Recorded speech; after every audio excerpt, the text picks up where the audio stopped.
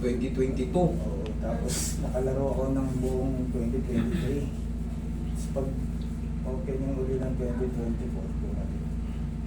Hindi bumalik, napilay ka ulit. Ganun pa rin eh. Eh, Kaya syempre. sabi ko, kung maayos nga, hindi na ako lalaro. Hindi, makakalaro ka ulit naman yan. Pero syempre, lahat naman tayong mga player, talagang kahit malusog ka, kahit nga sila Lebron na i-injury, gano'n talaga. Ground pa rin eh. Gano'n talaga eh, syempre. Pag pinas ko itong yan, tumira ako. Pagbaba ko, walang pakiramdam. Eh, napili ulit eh. Wala tayong magagawa. At least nakalaya ka ng... Sa tawad. Oo, di ba?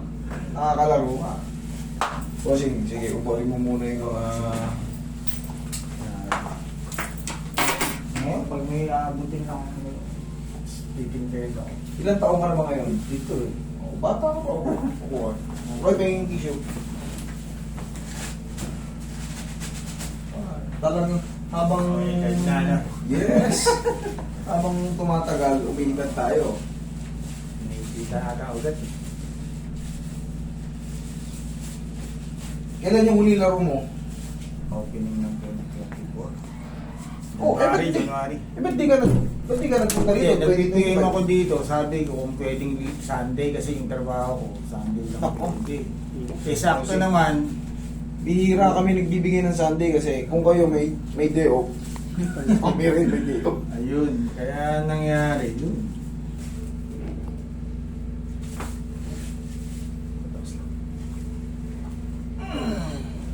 Okay, hindi ka patagilid. Ngayon, half day lang ako. Oo. Half day lang. Okay. Pero bukas, regular day na. Sabado bukas, iba, meron kami bukas.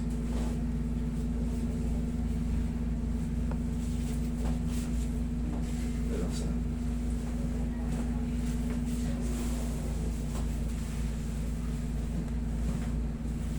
Kabilang side.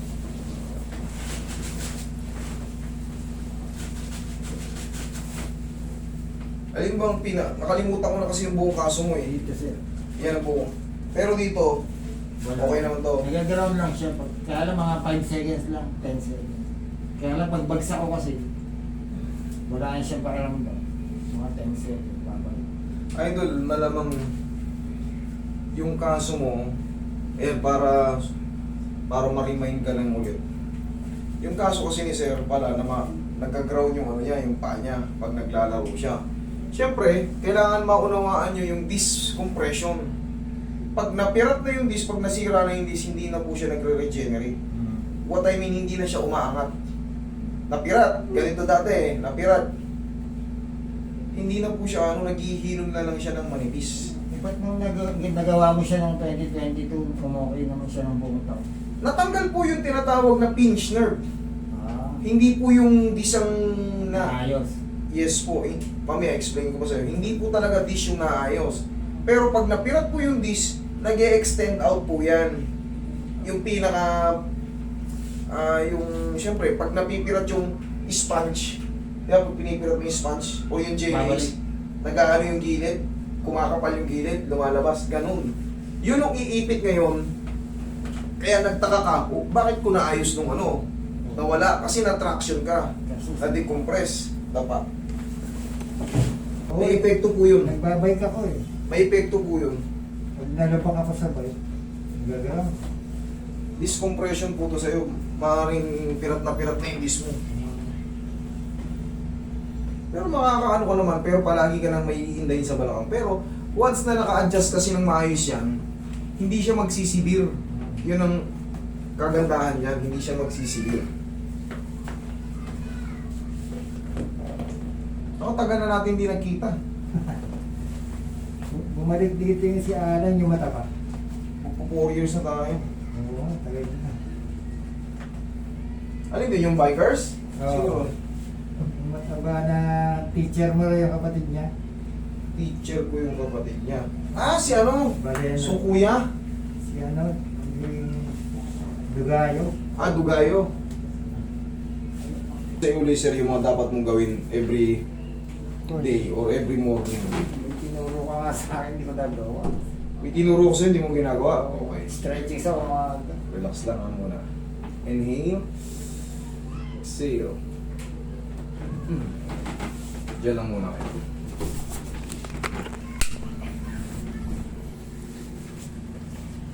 Nakonto ka, di ba? Sige, sir, upo ka. Para sabay natin i-discuss sa'yo. Ganito kasi yan. Salamin, kunin mo. Ayan, o. Ito yung mga example ng mga disorder of the spine. Ang nangyayari kasi, di ba, yan yung regular, eto. Yan yung ano natin, yung mga disc, kaalay na ganyan. Ito yung normal disc. Ngayon, pag nagkaroon ng mga tinatawag na compression or yan, naiipit, ito magsisimula muna siya dyan sa simula, bulging disc.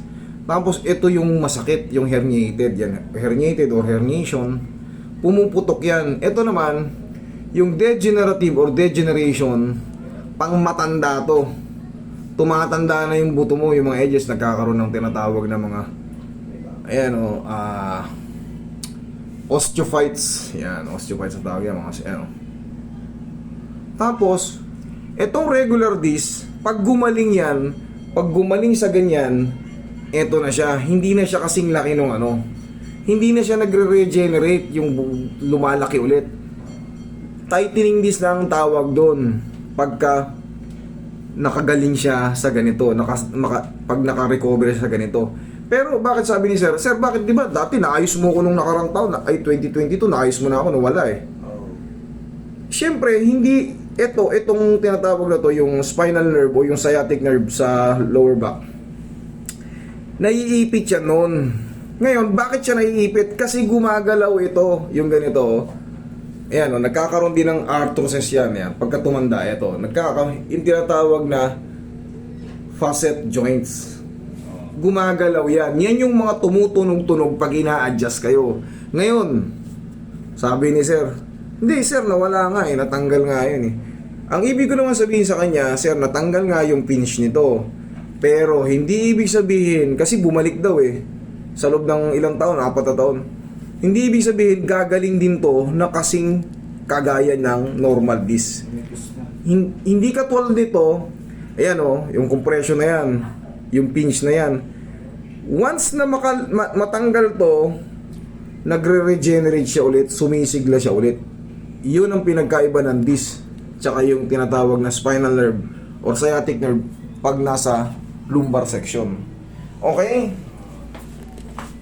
Sige, sir, upo. Ngayon, paano naman ang maintenance yan? Sabi natin, master, okay na naman ako. Okay na naman ako. Pero syempre, hindi porkit okay ka na ngayon kasi na-adjust, ay hindi ka na, kumbaga, hindi nasasakit yan. Hindi, uulit-ulit yan. Bakit? Sa mga driving lang ng motor o bike, pag nasasaldak tayo, kahit wala tayong ginagawa, pero nasasaldak ka, syempre compress nga diba? Nararamdaman mo? Compress nga, ibig sabihin ng compress. Pag nasaldak, shock absorber natin sa balakang. Yes. Bakit nag-ground? Because yun nga yung spinal nerve or yung sciatic nerve sa lumbar, tinatamaan, nadudunggol nung annulus disc or annular. Nagaganon. Natatamaan. Siyempre, pag nag-ground ka, very simple sample pag nag-ground. Di ba, ito daluyan ng dugo yan. Pulso. O ipiting ko yung daluyan. Mag-ground yan. So, ganun din yan. Dito sa ating sa balakangan. Pag naiipit siya, siyempre, yung daloy ng dugo, mapipigil. Mag-ground. Pero pag 10 seconds lang. laya na naman. Pero ang maintenance niyan, tayo sir. Kasi may ganito kaya diniscuss ko na. Maraming may ganito, hindi lang kayo. Sobrang dami. Sa morning, ganito ang magiging tag-isa lang. 1, 2. Ikaw nga. Lakasan mo konti. 1, 2. Yan lang. Yan lang ang maintenance mo. Believe me, hindi kayo kailanman magsisivere. Makaramdaman kayo ng mga pag-ground-ground panikanaka, sakit ng balakang ng panakanaka. Pero pag ginanyan nyo yan, laya na naman yan. 1, 2 lang. 1, 2. Maximum 2. 1, 2. Parang nabitin ka, parang hindi, kasi hindi tumugma yung paa mo, parang nagganon mo, pwede mo ulitin. Pero maximum 2. Every day. Okay? Thank you. Oh, check mo ngayon, pakaramdam mo yun. Check mo yung pakaramdam mo ngayon. Nararamdaman ko kasi ito pag... O, di angat mo. Oh. Oh. Oh. Wala. Yan na naman tayo. Wala na naman eh. Sabi sir, discussion and execution. Kaya na mong husga. Okay? Thank you.